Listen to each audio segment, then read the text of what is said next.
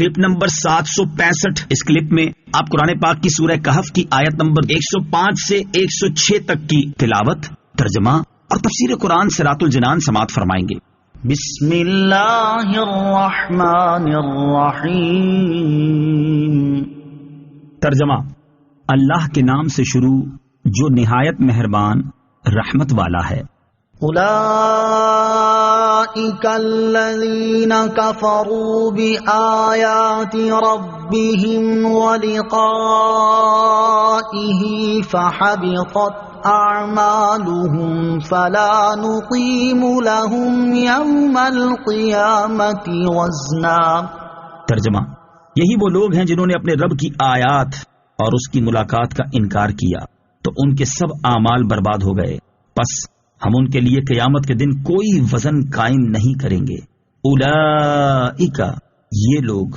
تفسیر صراط الجنان میں ہے۔ ارشاد فرمایا کہ کثیر نیک اعمال کے باوجود خسارے کا شکار ہونے والے یہی وہ لوگ ہیں جنہوں نے اپنے رب عز و جل کی آیات اور اس کی ملاقات کا انکار کیا، رسول اور قرآن پر ایمان نہ لائے اور مرنے کے بعد اٹھائے جانے، حساب، ثواب اور عذاب کے منکر رہے تو ان کے سب اعمال برباد ہو گئے اور انہیں ان اعمال پر کوئی ثواب نہ ملے گا۔ فلا نقیم لهم یوم القیامۃ وزنا،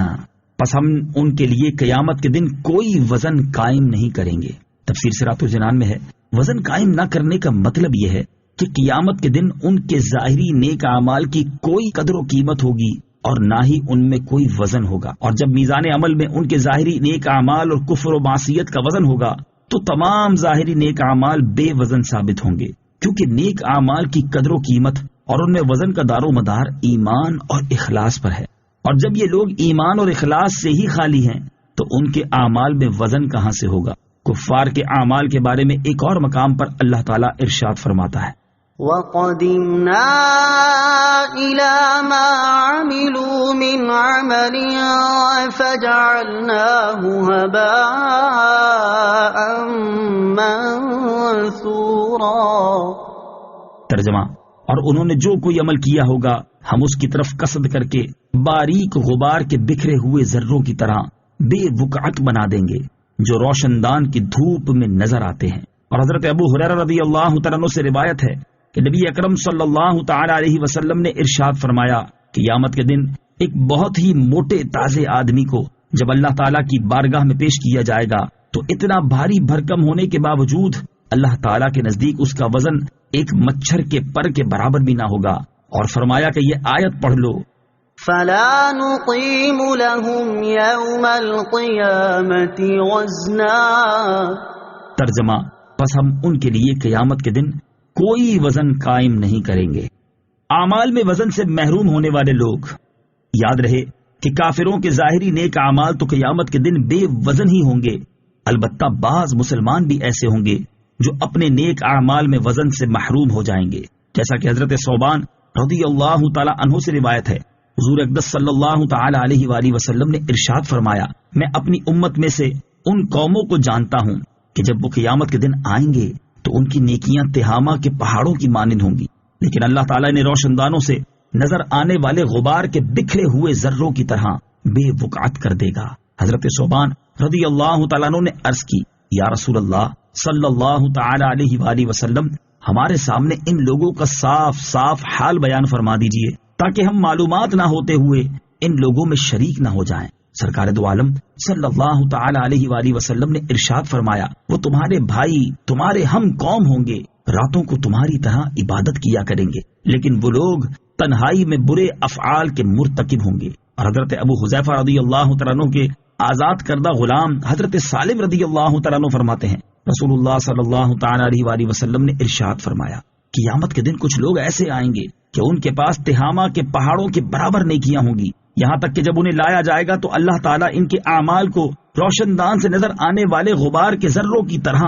بے وقعت کر دے گا، پھر انہیں جہنم میں ڈال دے گا۔ حضرت سالم نے عرض کی، یا رسول اللہ صلی اللہ تعالی علیہ وسلم، میرے ماں باپ آپ پر قربان ہو جائیں، ہمیں ان لوگوں کا حال بتا دیجئے۔ ارشاد فرمایا، وہ لوگ نماز پڑھتے ہوں گے، روزے رکھتے ہوں گے، لیکن جب ان کے سامنے کوئی حرام چیز پیش کی جائے تو وہ اس پر کود پڑیں گے، اللہ تعالیٰ ان کے اعمال باطل فرما دے گا۔ اور حضرت ابو سعید خدری رضی اللہ تعالیٰ عنہ نے فرمایا، کہ قیامت کے دن بعض لوگ ایسے اعمال لائیں گے جو ان کے خیالوں میں مکہ مکرمہ کے پہاڑوں سے زیادہ بڑے ہوں گے، لیکن جب وہ تولے جائیں گے تو ان میں وزن کچھ نہ ہوگا۔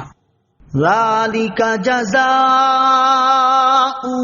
جَهَنَّمُ بِمَا كَفَرُوا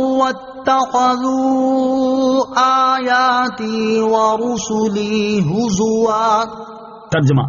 یہ ان کا بدلہ ہے جہنم، کیونکہ انہوں نے کفر کیا اور میری آیتوں اور میرے رسولوں کو ہنسی مذاق بنا لیا۔ ذَلِكَ جَزَاؤُهُمْ جَهَنَّمْ،